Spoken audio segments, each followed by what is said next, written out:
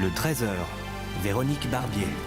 Merci de vous informer avec la RTBF à la une de l'actualité. Ce cap des 2000 morts qui vient d'être dépassé en Belgique. Le centre de crise a annoncé le décès de 403 personnes supplémentaires. Un chiffre élevé que nous tenterons de comprendre dans un instant. Porter le masque en rue, mais aussi à l'intérieur, voilà ce que préconisent aujourd'hui les généralistes du pays.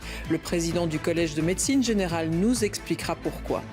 20 000 tests de dépistage devraient être faits dans les maisons de repos. Ce ne sera pas suffisant. Certains établissements seront prioritaires. Nous ferons le point en direct avec Guillaume Wolf. Des examens supprimés en fin d'année scolaire dans le primaire et le secondaire. Nous verrons avec Didier Mkwash que c'est la piste analysée pour le moment par la Fédération Wallonie-Bruxelles en cas de prolongation du confinement. Le coronavirus dans le monde, avec un Premier ministre aux soins intensifs, Boris Johnson n'est pas sous respirateur mais il a reçu de l'oxygène et on évoquera son état de santé avec Élodie Goulesque.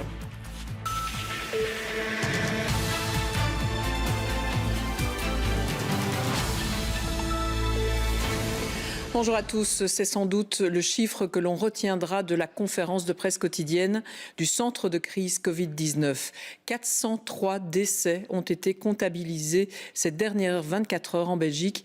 Il y a moins d'hospitalisations, c'est vrai, mais cela ne veut pas dire que le pire est passé. Daniel Welter. La Belgique compte désormais 2035 décès liés au Covid-19, dont 403 ces tout derniers jours. Durant les 24 dernières heures, 162 personnes sont décédées. Et nous avons également été informés de 241 décès qui ont eu lieu dans des maisons de repos en Flandre durant les jours passés. Comme on vous l'a déjà expliqué ces dernières semaines, ces derniers jours, les décès qui surviennent dans les maisons de repos, les informations reviennent avec un peu plus de retard par rapport aux hôpitaux, et ce sont aussi des personnes pour lesquelles un diagnostic de laboratoire n'a pas toujours été possible. Et donc c'est ce qu'on appelle en termes épidémiologiques des patients suspects, des décès qu'on suspecte être liés au coronavirus. Du retard dans la comptabilisation des décès dans les maisons de repos en Flandre. En revanche, en Wallonie et à Bruxelles, ceux-ci étaient déjà inclus dans les rapports précédents. En ce qui concerne les nouvelles hospitalisations, celles-ci continuent de baisser. 314 personnes ont été hospitalisées hier. C'est une diminution par rapport à ce que nous avons observé ces derniers jours. 171 personnes ont pu quitter l'hôpital. Cela porte aujourd'hui à 6012 le nombre de personnes actuellement hospitalisées dans le cadre d'une infection à coronavirus. Parmi ces personnes, 1260 sont actuellement aux soins intensifs. Cela représente une occupation des lits de soins intensifs disponibles de 56%. Aujourd'hui, nous sommes arrivés à un plateau, conclut Emmanuel André, mais il ne faut surtout pas relâcher les efforts. Et pour analyser ces chiffres, on va retrouver le docteur Kopiters, professeur à l'école de santé publique de l'ULB. Bonjour. 403 morts comptabilisés en 24 heures, c'est un chiffre quand même interpellant. Oui, c'est un chiffre interpellant, mais on craignait en effet qu'il y avait un retard dans le comptage des décès dans les maisons de repos et de soins, et il semble que le problème en fait soit essentiellement en Flandre et pas en Wallonie ni à Bruxelles. Et donc c'est une mortalité importante, on est toujours autour de 8 à 10% par rapport aux cas confirmés. C'est une mortalité malheureusement que les modèles théoriques prédisent, et ces modèles disent que le pic épidémique le pic de mortalité va s'exprimer dans les 10-12 jours à partir de maintenant. Donc ça c'est une information qu'il faudra encore suivre au jour le jour. Mais ce qu'on observe, même si c'est terrible, c'est qu'il y a un rééquilibrage des décès entre la Flandre, la Wallonie et Bruxelles, ce qui supprimerait quand même l'hypothèse qu'il y a une prise en charge différente entre les régions. Et donc, c'est rassurant sur un plan épidémiologique. Ce sont des chiffres qu'on aurait peut-être pu éviter en prenant d'autres mesures, notamment pour les personnes les plus âgées ? Mais dans ces maisons de repos et de soins, on est face à une population très vulnérable en termes d'âge, en termes d'état de santé, en termes de risque de se faire contaminer par l'extérieur. Et donc, si en effet nos hôpitaux retrouvent une capacité d'accueil plus grande dans les jours qui viennent parce que le nombre de cas diminue dans la population, alors on pourrait envisager, je pense, comme en Allemagne, une stratégie d'une plus grande précocité de la prise en charge hospitalière de ces personnes les plus vulnérables, c'est-à-dire de les hospitaliser dès leurs premiers symptômes pour leur donner un environnement médicalisé adéquat et pour anticiper le risque de complications. Alors, si nos hôpitaux ne sont pas capables de le faire actuellement, et c'est tout à fait compréhensible vu la surcharge de travail, je pense que c'est une stratégie qui devra être prise en compte dans la stratégie de déconfinement, cette précocité des hospitalisations des personnes les plus vulnérables.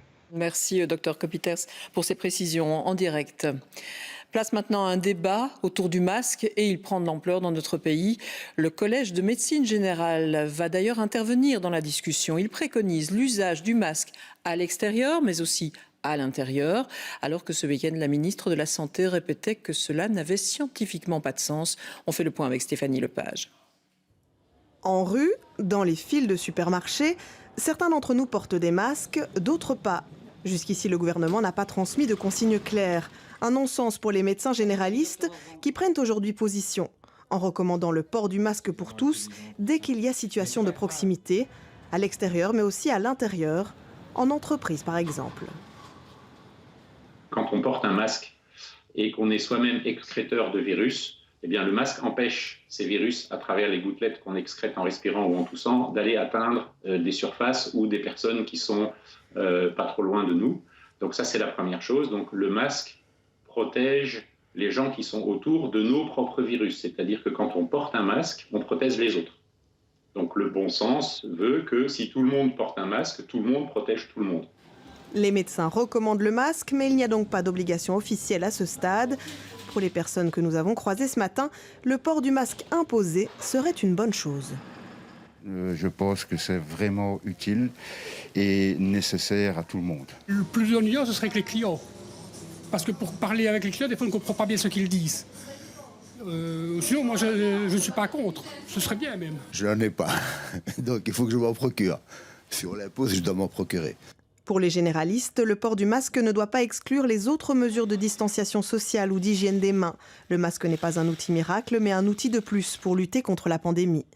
On commence à avoir évidemment des contacts avec des collègues, des confrères, un petit peu partout dans les pays contaminés, et qu'on se rend compte que les pays qui s'en sortent le mieux en termes de mortalité, parce que c'est hélas la chose la plus aisée à mesurer, sont ceux qui ont préconisé, soit par des mesures gouvernementales, soit spontanément par la population qui a été échaudée par d'autres épidémies dans le passé, qui ont préconisé le port du masque et qui portent le masque massivement. C'est le cas notamment de Hong Kong, où le masque est obligatoire. Hier, c'est l'Italie qui a emboîté le pas en imposant le port du masque pour tous en Lombardie et en Toscane. Oui, le port du masque pour tous, voilà donc ce que préconise le Collège de médecine générale présidé par Thomas Orban. Bonjour. Alors c'est une mesure qui vient, rappelons-le quand même, en plus du reste. C'est évident, c'est une mesure barrière supplémentaire. Il est évident que les mesures de distanciation sociale sont extrêmement importantes, que se laver les mains, c'est quelque chose qui reste extrêmement important. Et je rappelle que ça prend entre 30 secondes et 1 minute de bien se laver les mains. Et puis aussi d'utiliser du gel si on n'a pas accès au savon, par exemple pour des professionnels de soins à domicile. Mais c'est une mesure supplémentaire. La barrière qui me protège et vous protège, c'est du bon sens évidemment. Et dans cette épidémie, l'aspect scientifique est à prendre quand même avec une certaine réflexion, puisque on ne connaît pas cette maladie suffisamment, on n'a pas encore suffisamment de données, donc il est évident que l'aspect scientifique sera toujours en retard et que c'est le terrain qui doit prendre les décisions. C'est la raison pour laquelle ici les généralistes ont décidé de communiquer cela à tous les collègues. Cela dit, tous les scientifiques ne partagent pas votre avis. Je vous propose d'ailleurs, docteur Orban, d'écouter tout de suite Emmanuel André, qui fait partie du centre de crise Covid-19, qui tous les jours vient présenter les chiffres en Belgique. Et il évoquait justement cette question lors du point presse à 11h. On vous retrouve tout de suite après. Dans un futur où la distanciation physique sera moins applicable dans certaines circonstances. Et dans ce cas-là, le masque pourra avoir son utilité. Mais de nouveau, il faudra que ce soit fait de façon cohérente pour que cela puisse avoir un impact et contribuer à maîtriser la propagation du virus dans notre communauté. Emmanuel Landré qui parle donc du port du masque, peut-être plus pendant la phase de déconfinement. Vous allez plus loin, vous voulez effectivement que ce soit déjà maintenant que ce masque soit porté. Vous allez à l'encontre quelque part du gouvernement ? Ce n'est pas la première fois qu'on prend une décision avant le gouvernement, donc ça ne nous étonne pas. Je ne dis pas autre chose qu'Emmanuel André, mais les médecins généralistes ont dans leur ADN d'anticiper. Et si on veut que les gens un jour portent des masques, je pense qu'il faut déjà le dire maintenant, parce qu'ils doivent se procurer des masques. Il n'y a pas de masques chirurgicales pour la population, elles sont réservées aux soignants et aux patients.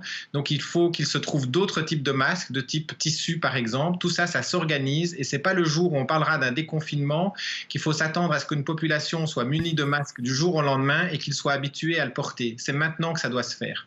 Et vous pensez donc que le gouvernement ne va pas assez vite quand il prend des mesures ? Nous avons montré déjà par le passé que nous avons pris des décisions avant le gouvernement et qu'elles étaient efficaces et après même qu'elles ont été renforcées par le gouvernement.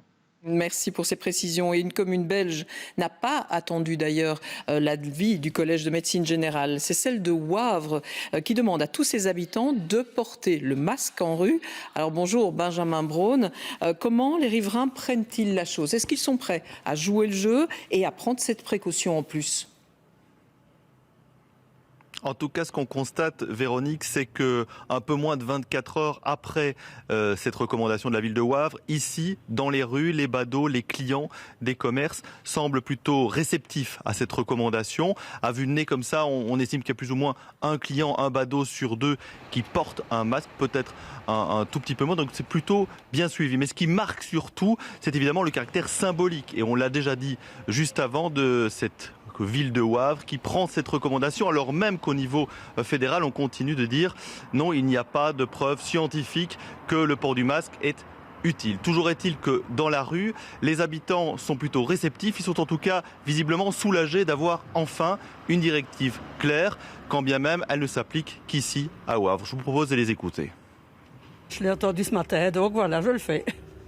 Ça veut dire que vous ne le faisiez pas avant, vous avez changé votre... Non, je faisais, mais uniquement quand j'étais dans une agglomération, quoi. Pas dans la rue. C'est un peu compliqué à mettre quand même, parce qu'on a du mal à respirer. Il faut quand même se plier aux exigences. Protéger les autres, soi-même, je crois que c'est important. S'il y avait des masques à disposition, je pense que c'est aussi ça un des problèmes. En dehors du fait de le porter ou pas, je pense que c'est le fait de pouvoir s'en procurer, en fait. Je vais en fabriquer, il n'y aura que ça à faire. Hein. Il vaut mieux, mais tant qu'il n'y a pas trop de monde, non, je n'en mets pas. Et voilà pour ces réactions recueillies effectivement à Wavre ce matin par Benjamin Braun. Alors Thomas Orban, je me retourne une dernière fois vers vous. Préconiser le port du masque pour tout le monde, c'est bien, mais on les trouve où ? Quel type de masque doit-on porter ? Puisqu'on sait bien que le gouvernement a déjà du mal de trouver des masques pour ceux qui sont en première ligne. C'est vrai, hein, c'est frappant d'ailleurs dans votre reportage de voir les personnes avec des masques chirurgicaux. C'est bien la preuve de ce que je me disais depuis longtemps. Tout le monde a hamstérisé des masques. Il faut aller les porter dans les hôpitaux, il faut aller les porter chez les soignants. Ils en ont vraiment besoin. La population, elle peut se fabriquer ses propres masques. Il y a plein de patrons qui sont disponibles sur le net et sur les réseaux sociaux. Et c'est une barrière qui sera déjà intéressante à avoir pour tout le monde. Mais rentrez les masques chirurgicaux que vous avez acquis et donnez-les aux soignants et aux hôpitaux, c'est vraiment important. Voilà le conseil que l'on peut donner aujourd'hui. Merci beaucoup pour ces précisions en direct. Et puis de plus en plus de tests de dépistage vont aussi pouvoir être effectués. On parle de 10 000 par jour, sans compter les kits de dépistage, les 20 000 kits qui sont réservés aux maisons de repos du pays. Alors bonjour Guillaume Wolf, ces tests vont pouvoir rassurer petit à petit le personnel comme les résidents de ces homes. Ils seront effectués quand ? Bonjour Véronique, ces tests auront lieu dans les prochains jours. Résultat connu ce week-end, voilà le calendrier initial. Mais vous allez le comprendre, toutes les maisons de repos n'ont pas reçu ces kits de dépistage. D'abord, priorité aux maisons de repos qui ont au moins 10 cas suspects de Covid-19 parmi leurs résidents ou leurs employés. Donc minimum 10 cas, la priorité va à eux. Elles ont toutes reçu des kits de dépistage et puis les tests restants ont été distribués de manière aléatoire parmi les maisons de repos peu ou pas touchées. De conséquence, bien sûr, tous les employés des maisons de repos repos ne seront pas dépistés. Environ 6 000 employés sur les 18 000 travailleurs des maisons de repos que l'on connaît en Wallonie. Donc 6 000 sur 18 000, cela fait un tiers. Il en reste encore beaucoup à détecter. Et puis deuxième conséquence, on l'a dit, on délaisse un petit peu les maisons de repos. Pour l'instant, il n'y a pas beaucoup de cas. C'est un choix qui fâche les directeurs de maisons de repos qui sont pour l'instant considérés comme sains parce que pour eux, ce choix n'est pas logique pour l'instant. Je propose d'écouter le directeur de la maison de repos devant laquelle je me trouve. Celle-ci, ici, il n'y a pas de cas et son directeur, c'est Pierre Lallemand. Pour moi, c'est aberrant. Il y a beaucoup de choses que je ne comprends pas dans le sens où il serait plus judicieux, je trouve, de tester les maisons qui ne sont pas encore infectées, de manière à pouvoir justement prendre toutes les précautions, plutôt que de tester celles qui sont déjà infectées, tout simplement parce que si on attend qu'on soit infecté, ça veut dire plus de cas qui vont aller engorger les hôpitaux. Pour moi, c'est un non-sens. Et effectuer un maximum de tests, voilà l'une des pistes qui est suivie pour permettre un déconfinement progressif. Il y en a d'autres. La Première ministre a annoncé hier d'ailleurs la création d'un groupe de travail. Il est mis en place, il est composé de 10 experts venus d'horizons différents. Alors qui sont-ils? La réponse en images avec Aurélie Fogli. Impossible pour l'instant de dire quand ces rues désertes reprendront vie. Mais depuis hier, un groupe d'experts est officiellement chargé de réfléchir à une stratégie de déconfinement. Pas de sortie brutale en vue, il faudra du temps pour assouplir graduellement les mesures. Dat is nu juist het huiswerk dat we gaan moeten doen. In die werkgroep gaan we heel goed moeten nadenken. Wat gaan we precies doen? Als eerste, als tweede en als derde. En hoeveel tijd gaan we daartussen laten om effectief te evalueren. En natuurlijk, we weten allemaal dat iedereen dit beu is. Ook de bedrijven dit ook beu zijn. Daar hebben we alle begrip voor. Au total, 10 experts de secteurs différents composent ce groupe. Côté scientifique, Eric Havlich, chef de service maladies infectieuses à Anvers, le microbiologiste Emmanuel André, l'épidémiologiste Marius Gilbert, le virologue Mark Van Ranst et Niels Hens, biostatisticien.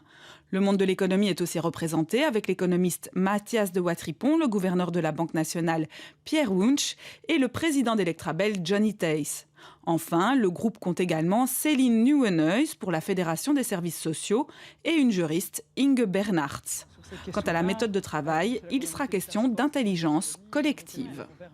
L'idée, et elle a vraiment bien précisé cette dynamique-là, c'est pas l'idée de venir chacun avec ses propositions et de les pousser un maximum, parce que sinon on serait vite dans l'impasse, mais c'est vraiment de construire ensemble des propositions, d'essayer de s'alimenter les uns les autres, d'éclairer avec notre lanterne bien particulière les propositions qui seront sur la table et les déposer au gouvernement. Et après, c'est évidemment le politique qui prend le relais. La première réunion du groupe d'experts est prévue cet après-midi. Confinement oblige, elle sera électronique. Préparer les prochaines semaines, c'est aussi ce qui doit se faire dans les écoles. Au niveau supérieur, on le sait, l'année pourra être prolongée jusqu'au 10 juillet. Mais qu'en est-il au niveau du primaire et du secondaire? Alors Didier Mkwash, c'était justement l'un des sujets discutés ce matin au gouvernement de la Fédération Wallonie-Bruxelles. Alors si l'école ne reprend pas après les vacances de Pâques, que va-t-il se passer? Est-ce que l'année sera repoussée? Et surtout, les examens vont-ils se tenir?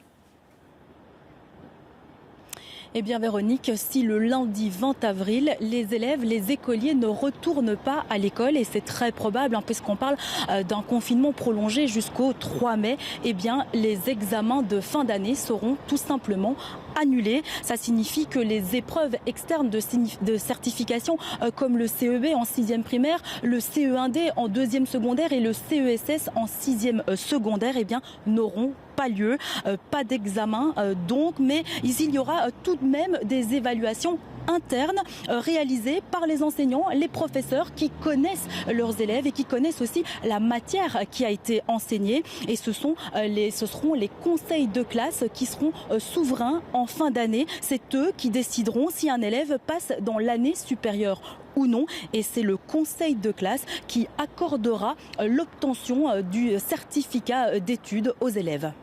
Voilà pour ces précisions en direct, Didier Mkwash, merci. Et puis autre piste évoquée, la prolongation de l'année scolaire au moins jusqu'au 3 juillet.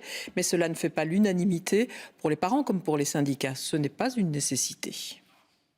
Et si les bancs des écoles étaient occupés quelques jours de plus jusqu'au 3 juillet?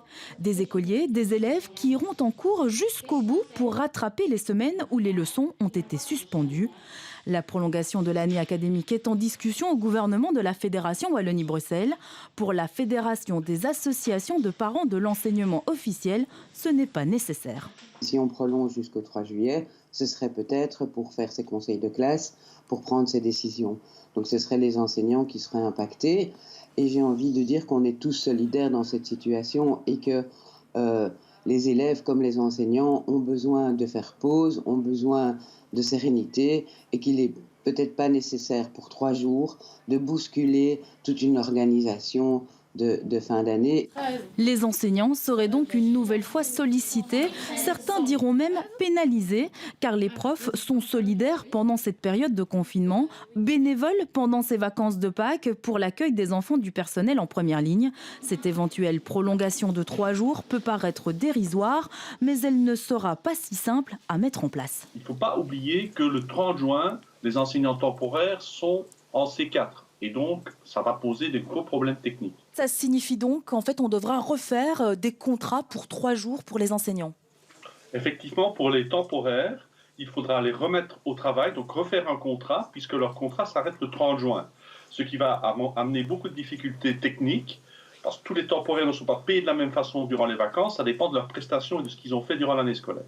Et cette éventuelle prolongation jusqu'au 3 juillet serait aussi budgétairement conséquente pour la Fédération Wallonie-Bruxelles. On parle déjà de plusieurs dizaines de millions d'euros. Il est 13h19, on poursuit notre survol de l'actualité avec un témoignage poignant, celui de ce médecin italien. Elle nous explique comment elle tente de gérer le retour en famille quand elle a approché la mort toute la journée. Boris Johnson aux soins intensifs, il a dû recevoir de l'oxygène et c'est tout le Royaume-Uni qui s'inquiète pour le Premier ministre. Arrêt à Londres dans un instant. Et puis des sportifs à l'action, ils ont l'habitude de courir des trails et ils se sont lancés un défi via les réseaux sociaux. Vous verrez ça. Comment maintenir une vie normale lorsque l'on est confronté à la mort toute la journée? C'est un défi quotidien pour les médecins, les infirmiers qui sont en première ligne. Et je vous propose d'ailleurs d'entendre tout de suite le témoignage d'une Italienne. Elle est déchirée entre son travail de médecin et sa peur de contaminer ses proches. Extrait choisi et commenté tout de suite avec Olivier Rosenfach. C'est chaque soir le même rituel. Ciao. À son retour de l'hôpital, Cecilia Bartalena, ici filmée par son mari, file dans la salle de bain. Les traits particulièrement tirés, elle prend une douche pour se défaire de toute trace éventuelle du virus, avant enfin d'embrasser longuement Petra, sa fille de 4 ans. Terrore che dopo 15 giorni sviluppi la febbre o se sento che te tossisci. Penso che sia stata colpa mia. Cette médecin vit avec la peur panique de répandre le virus dans son foyer, couplé à un profond sentiment de culpabilité vis-à-vis de sa fille. Non lo capisce, perché vabbè, è difficile spiegare a una bambina di 4 anni che si è chiusa in ospedale perché c'è il coronavirus. Da te perché non sono abituata a stare lontana da te. Alors, pour compenser, son mari Lorenzo donne de sa personne, avec 2 missions, distraire sa fille et offrir un sas de décompression à sa femme, qui chaque jour à l'hôpital est confrontée à sa propre impuissance. Adesso facciamo una chiamata. Loro sentono la mia voce che gli dice è malato, non c'è più niente da fare. Et non ci credono. Après une courte nuit de sommeil, seule, dans le lit de sa fille, Cecilia reprend la direction de l'hôpital de Pise pour une nouvelle longue et pénible journée sur le front de l'épidémie. Sappiate che è una scelta dura tutte le volte che entriamo, però la facciamo tutti i giorni. Quindi non siamo eroi e abbiamo paura anche noi. Merci à tous ces médecins de faire ce choix. Plus de 73 000 morts déjà dans le monde. Les 3/4 sont décédés sur le sol européen. C'est le continent le plus touché par la pandémie. Et la pression est d'ailleurs maximale sur l'Union européenne. Il faut se coordonner absolument pour apporter une aide économique aux pays les plus touchés par cette crise du coronavirus. Les ministres des Finances de l'Union européenne se réunissent cet après-midi par vidéoconférence. Et Annick Appel, c'est une réunion vraiment importante parce que cette fois-ci, il va falloir enfin se montrer solidaire. Oui, et on l'a vu il y a 2 semaines lors du sommet européen, c'est toujours la politique du chacun pour soi qui prévaut, puisque les 27 n'ont pas réussi à se mettre d'accord sur le lancement de ces fameuses obligations Corona, une espèce de dette mutualisée émise au niveau européen pour soulager les pays les plus fragilisés. Mais pour une partie des États membres, les Pays-Bas en tête, c'était un niet catégorique. Et pourtant, tout le monde s'accorde à dire que dans cette crise, l'Union européenne a rendez-vous avec l'histoire. Si même dans des circonstances aussi exceptionnelles que celle-ci, elle n'arrive pas à prendre des décisions courageuses, alors certains ne donnent pas cher de son avenir. Alors qu'est-ce qu'on peut attendre malgré tout de la réunion de cet après-midi ? Eh bien, il est question d'activer notamment ce qu'on appelle le mécanisme européen de stabilité. Rappelez-vous, c'est un mécanisme qui avait déjà été activé il y a une dizaine d'années pour aider la Grèce, notamment en pleine crise financière. Le problème, c'est que le mécanisme était assorti de mesures d'austérité draconiennes. Ici, il est question d'assouplir les conditions, voire même de les lever totalement. C'est en tout cas le souhait de l'Espagne, pays, on le sait, durement touché par la crise du Covid-19. Oui, merci Annick pour ces précisions en direct. On va prendre à présent des nouvelles de Boris Johnson. Le Premier ministre britannique a été hospitalisé dimanche et puis hier il est passé dans les soins intensifs. Il a reçu de l'oxygène mais n'est pas placé pour le moment sous respirateur. Et en attendant son retour, eh bien, c'est le ministre des Affaires étrangères qui le représente. Et on va prendre d'ailleurs tout de suite la direction de Londres. Bonjour Élodie Goulesque. Alors le Premier ministre a été testé positif il y a 10 jours au Covid-19. Son état s'est donc détérioré ces dernières heures. Même si la communication du gouvernement en fait se veut le plus rassurante possible, les Britanniques sont quand même inquiets.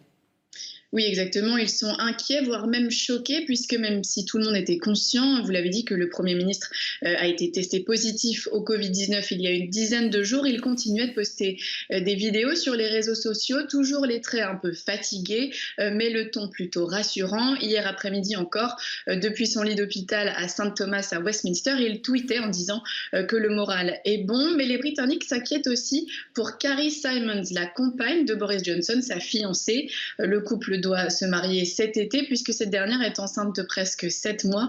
Donc évidemment, beaucoup d'inquiétudes de ce côté-là également. En tout cas, en ce qui concerne l'état de santé actuel de Boris Johnson, ce matin, Michael Gove, l'un des membres du gouvernement, expliquait que le Premier ministre n'est pas placé sous assistance respiratoire, mais qu'il a reçu de l'oxygène pour l'aider à mieux respirer. Et du côté du gouvernement, vous l'avez dit, tout fonctionne à peu près normalement. C'est désormais Dominic Raab, le ministre des Affaires étrangères, qui est en charge de la lutte contre le coronavirus au Royaume-Uni. Merci Élodie. Et puis en bref, notons aussi cette décision judiciaire en Australie qui n'a rien à voir avec le coronavirus. Le cardinal George Pell a été acquitté. Il est sorti de prison. L'homme avait été condamné en 2019 à 6 ans d'incarcération pour agression sexuelle et viol. Mais la Cour suprême australienne a donc cassé cette condamnation au bénéfice du doute. George Pell qui affirme qu'une grave injustice a enfin été réparée. On part en voyage à présent et on va sur le mont Saint-Michel. Le confinement crée une ambiance très particulière là-bas. Le lieu d'habitude envahi par les touristes, il en accueille près de 30 000 par jour. Mais depuis quelques semaines, eh bien, les quelques habitants sont coupés du monde. Témoignage tout de suite avec Ebi Brouzakis. Ce sont les rues du mont Saint-Michel avant le confinement. Et là, ce sont les rues du mont Saint-Michel aujourd'hui. On y entend même le silence, un silence tout juste brisé par le travail de ces techniciens. C'est la première fois qu'on voit comme ça, enfin moi, qu'il n'y a personne, personne à bousculer. C'est assez agréable aussi, pour nous. On retrouve vraiment l'authenticité du Mont Saint-Michel. On peut parler d'une ville fantôme. D'habitude, 30 000 touristes sillonnent cette commune, connue pour son architecture, son abbaye, son îlot rocheux et sa baie. Le Mont-Saint-Michel est le site touristique le plus fréquenté de Normandie et l'un des 10 sites les plus fréquentés de France. Les terrasses de café sont vides, les restaurants sont déserts. Celui-ci est très prisé au Mont-Saint-Michel. Il emploie 280 personnes. Aujourd'hui, il est vide. Même la guerre de 1945 n'a pas réussi à éteindre la cheminée. Là, le temps s'est arrêté. Donc effectivement, c'est difficile à vivre. Avril marque d'habitude le début de la saison touristique. Alors pour ces commerçants, c'est une évidence, la crise ne peut pas dépasser juillet, sinon ce serait la faillite. La donne est différente pour les occupants de l'abbaye. Eux, le confinement, ils connaissent, mais là aussi, plus de visites, plus de messes, la vie se résume à la prière. J'ai des personnes de ma famille qui travaillent aux urgences, et donc à travers eux, ma prière s'étend évidemment à tout le personnel soignant. À la fois, on est un peu perturbé comme tout le monde, et à la fois, on a l'impression de retrouver ce qui fait le cœur de notre vie. Tous les soirs à 20h, les cloches de l'église résonnent sur tout le Mont-Saint-Michel, en hommage aux soignants et aux victimes de l'épidémie. Et pour les adeptes de voyage, le confinement est difficile. Heureusement, ils peuvent rêver grâce aux réseaux sociaux et grâce notamment à un nouveau groupe lancé le 23 mars par une Belge. Ce groupe propose à chacun de poster une photo montrant la vue depuis sa fenêtre et plus de 200 000 personnes y ont déjà adhéré. Voici ce qu'elles peuvent d'ailleurs découvrir comme paysage.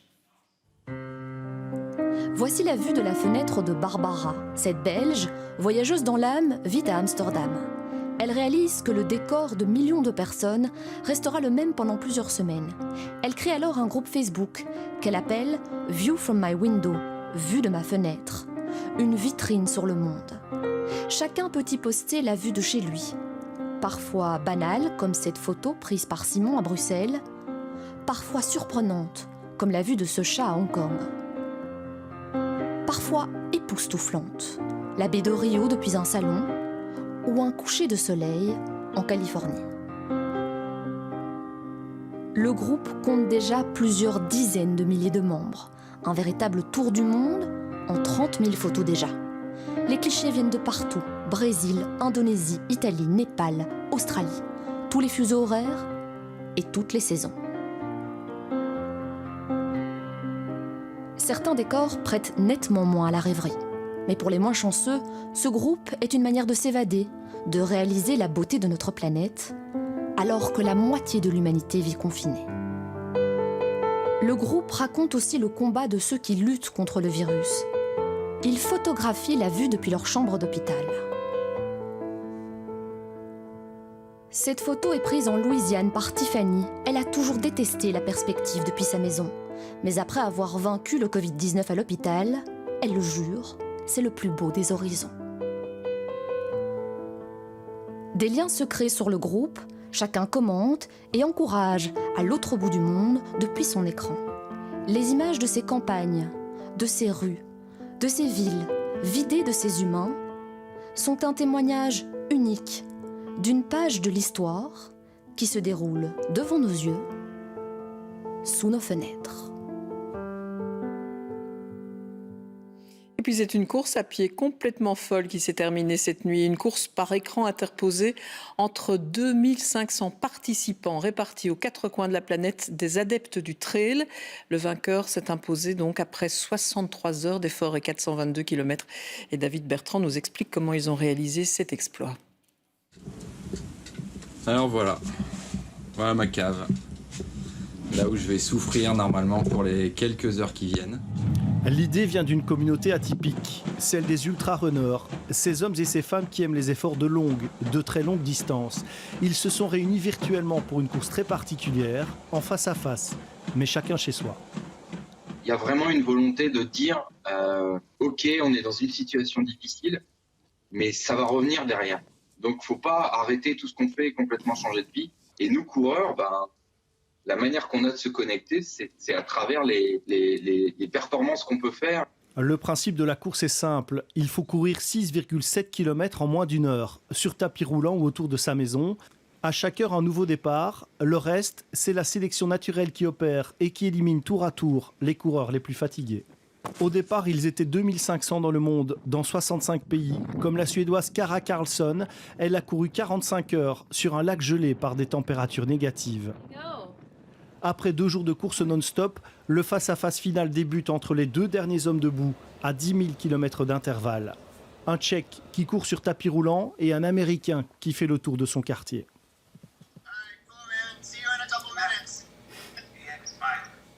Les gens qui étaient là, ils n'étaient pas là pour la perf, ils étaient vraiment là pour partager quelque chose et pour dire, vous voyez, c'est pas parce que on n'a pas ce contact physique qu'on peut pas être ensemble.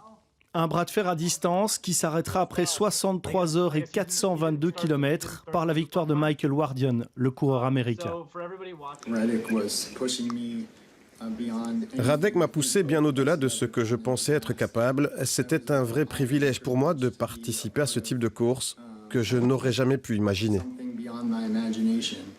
Un effort surhumain pour une course surréaliste, tout comme le trophée promis au vainqueur, un rouleau de papier toilette. Et pour ceux qui veulent faire un jogging cet après-midi, bien sachez que la météo est ensoleillée, le temps est calme et toujours très doux. Entre 17 et 20 degrés, ce sont des valeurs dignes d'un mois de juin. Voilà qui termine cette édition. Merci en tout cas de nous avoir suivis. Rendez-vous demain à 13h sur La Une. Prenez bien soin de vous. À demain.